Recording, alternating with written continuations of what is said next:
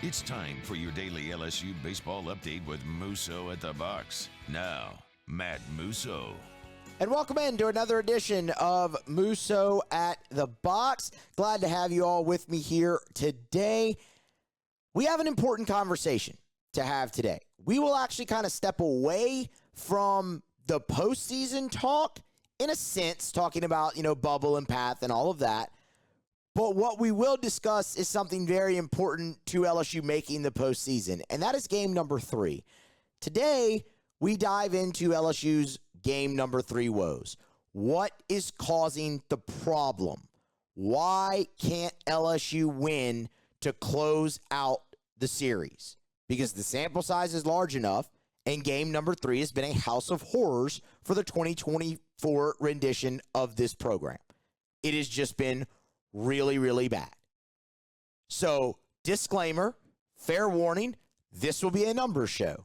I don't love doing numbers-based shows because there is no visual aid other than me sitting here talking and some graphics on the screen and things like that.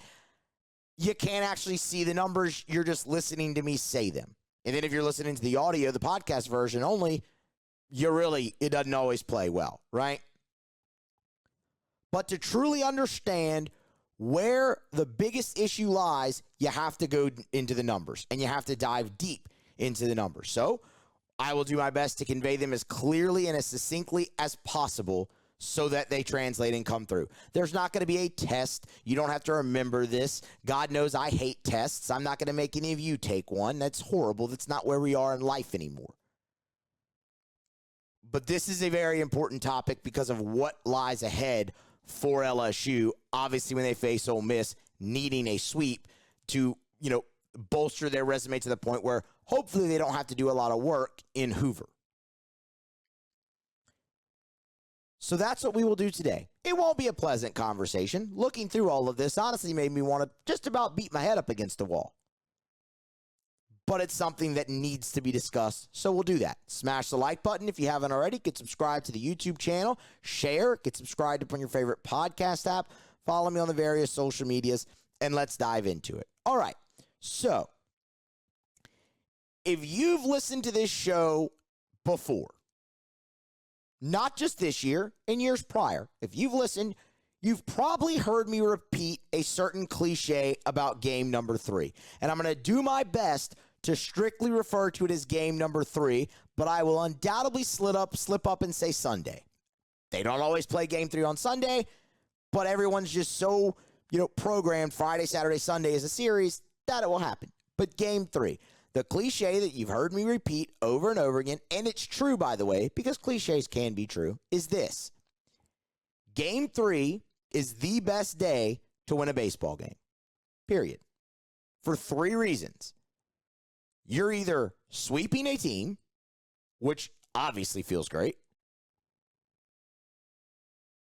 winning the series in a rubber match, which obviously feels great, or you're staving off a sweep in your own right, flushing the bad taste of 2 previous nights or days, and getting on the bus, leaving the park, getting on the plane, whatever, to head home, feeling good.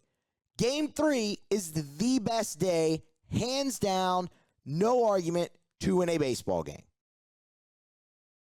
And the problem for LSU is they have not done that often. That's the other stat we've repeated a lot. LSU in conference play is 1-8 in game number 3s. Overall, LSU has lost 9 of their last 10 game 3s, dating back to the Xavier series. In total for the season, when LSU has played Friday, Saturday, Sunday, I did it right there, or a traditional 3-game set, let's say that, LSU has won 2 game 3s all year long.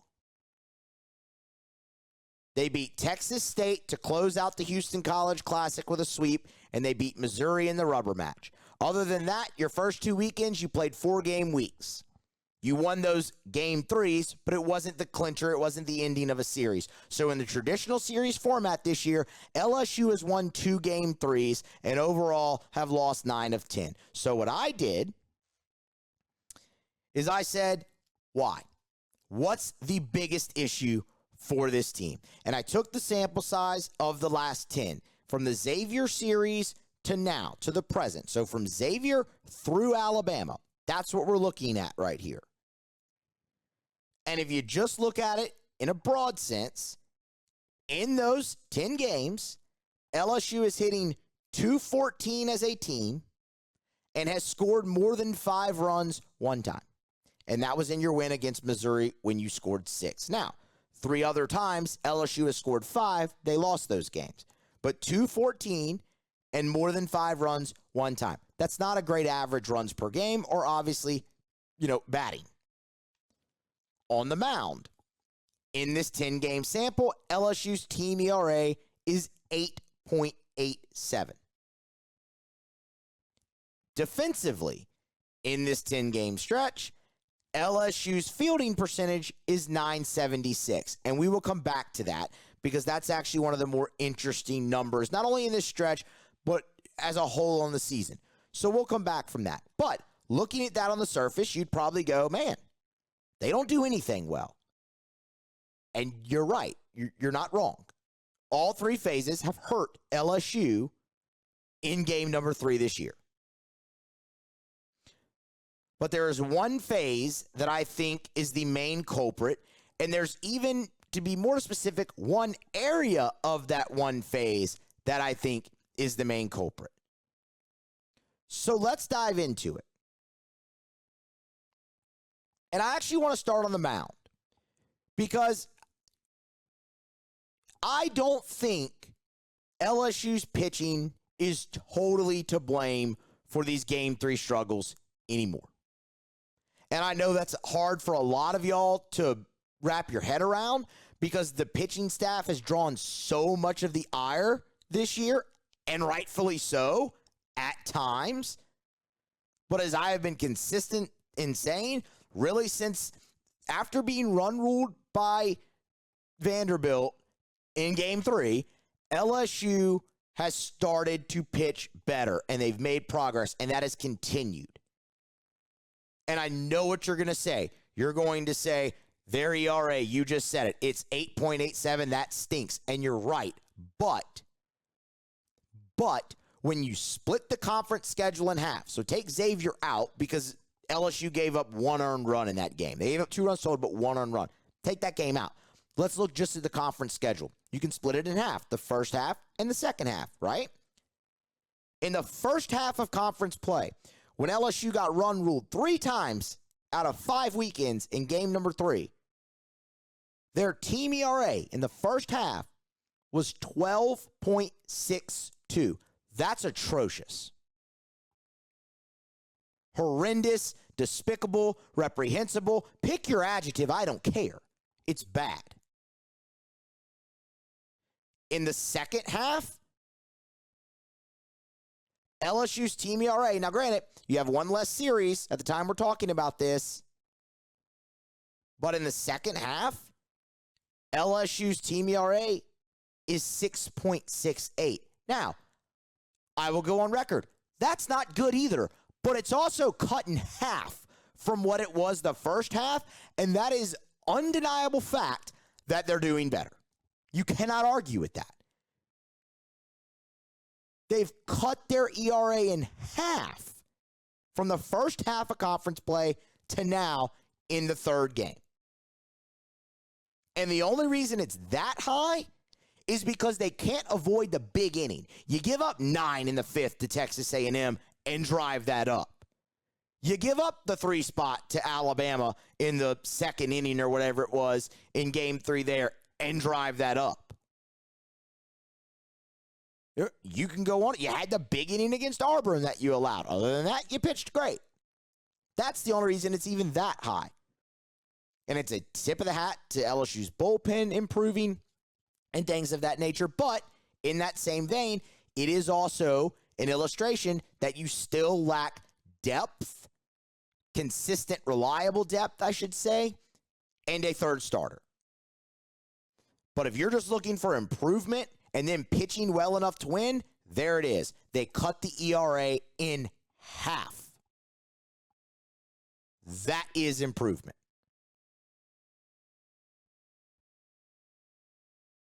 Let's talk about the defense. You can see where I'm going with this. Let's talk about the defense. They're fielding 976. That is not a bad fielding percentage. That's actually a good fielding percentage. It's not great. It's not elite. It's good. And it's right on the number for their fielding percentage as a whole this season. LSU is fielding 976. Again, not great, not elite, but good. LSU is a good defensive team. In fact, this statistically is Jay Johnson's best fielding team since he's been at LSU. In 2022, his first year, they were dreadful. They fielded 962. In 2023, when they won the national championship, 975. I get it. It's 1 point difference, but statistically, this is his best group. But really, they're on par with last year's team. That worked out okay. Last year's team was good enough defensively. This team is too, statistically, as a whole. Even in game 3, the problem with this team defensively is when the errors and miscues have popped up, and that's exactly the same thing in game number 3. Like, think about this team. LSU played great defensively in that extra inning game against Arkansas. That was game number 2, but late in the game, in extra innings, Michael Braswell boots a ball. Game 2 against Florida, the drop third strike. It's the timing of the mistakes that have been so detrimental to LSU defensively this year. And the same thing is true in game number 3. Take the Alabama game 3, the most recent one, for the example. In that second inning, the passed ball. Without that, you potentially allow 1 run. But it just extended the inning and kept it going over and over again, and it helped contribute to you digging the hole. The other thing with that is that does not impact your fielding percentage. A passed ball, if a run scores, that run is unearned, but it does not go down as an error, so it does not impact your fielding percentage. Does that make sense? Your fielding percentage is derived from putouts, assists, and chances. Well, I'm sorry, putout, assists, and errors. All of that combined makes up what they call a chance. So with a pass ball not going down as an error, it's not going to impact your fielding percentage. But it was a huge defensive miscue in the game. So that number can be a little bit deceiving, but the defense isn't LSU's biggest problem in game 3. It's part of the puzzle, but it's not your biggest issue. Your biggest issue is the offense, because it is the one thing that has not shown improvement throughout any of this. These are LSU's run totals in those 10 games. 1, 5, 2, 5, 3, 4, 6, 5, 4, 3. That's a tight grouping.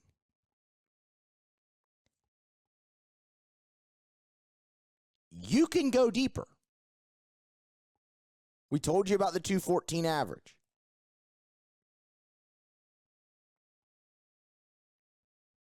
You can look at runners left on base. That's massive. LSU's left 70 runners on base in game 3, the last 10 game 3s. And that leads me to what I believe is LSU's biggest problem. And that is hitting with runners in scoring position. And it's maddening right now because what you've seen from LSU the last 2-3 weeks, really since the second half of SEC play started, you've seen the timely hit be there in games 1 and 2. And it has completely vanished in game number 3. Of these 10 games, in 8 of them, LSU either got 1 or 0 hits with runners in scoring position. They are hitting 141 RISP over their last 10 game 3s.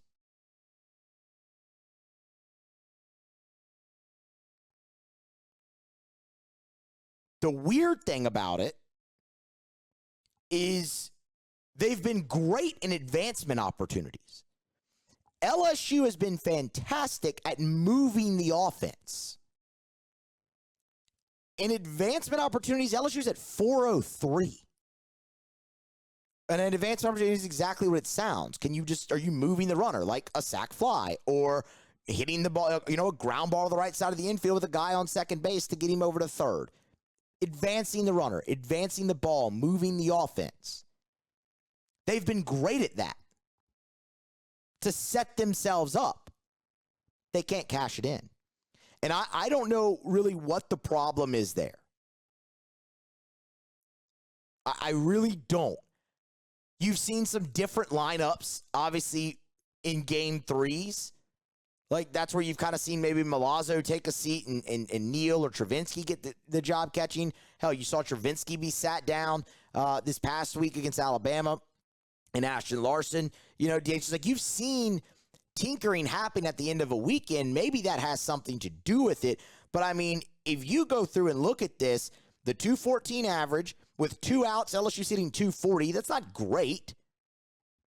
But it's not 141. With runners on, LSU's not doing great either. They're hitting 187, but the advancement opportunity cancels that out. If you hit a sack fly or you ground out to move the runner, that's not going to help your average. It's not a hit. The only thing that's going to help your average there is to get a hit. And the only reason you're being able to score runs, like you're scoring LSU in that Missouri game. In that Missouri game, where LSU scored 6 runs, they were 1 for 9 with runners in scoring position, but they were 9 for 17 in advancement opportunities.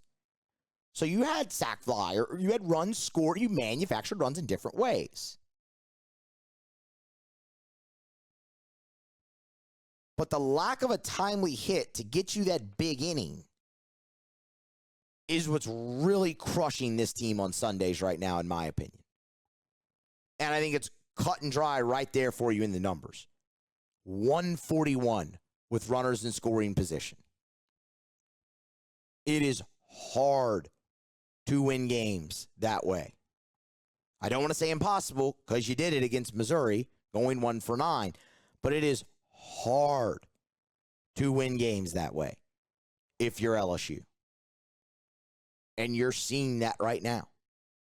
You are seeing that manifest itself. And again, I don't know if it's them tinkering with the lineup too much in game 3, not sticking with what they had that worked in the first 2 games of the series, especially lately where they are coming up with that timely hit or what it may be. But for me, it is blatant and right there in your face that hitting with runners in scoring position, the timely hit just vanishes. And that's why them cutting their ERA in half the second half of SEC play isn't mattering. Because you're still not being able to avoid the big inning on the mound, and you can't create the big inning at the plate. Those are the 2 problems. But I lean more with the runners in scoring position because LSU's pitching as of late has kept them in ball games and given themselves a chance to make a run and come back. You can, again, go back to game number 3 against Alabama. Go to the 8th inning. LSU ends up with first and second, nobody out. Tommy White comes to the plate. He delivers your hit, your only hit of the game with runners in scoring position. It scores 1.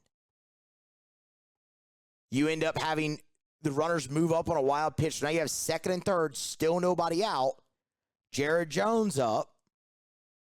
Sack fly. Advancement opportunity. Scores a run, but not a hit with runner in scoring position. 1 out. You need another advancement opportunity or a base hit to tie it. You have a strikeout and then another out that follows that. Ground out, I do believe. Or it was a line out. Milam lined out to the shortstop. Like, there it is right there. That's a microcosm of everything that we talked about. The pitching staff didn't give up a run since the 3rd inning, held it down. against a great offense, by the way, in Alabama, you mustered one hit with runner in scoring position. Just one. And because of that, you've left 70 guys on base. Because of that, you've scored more than 5 runs one time. One time.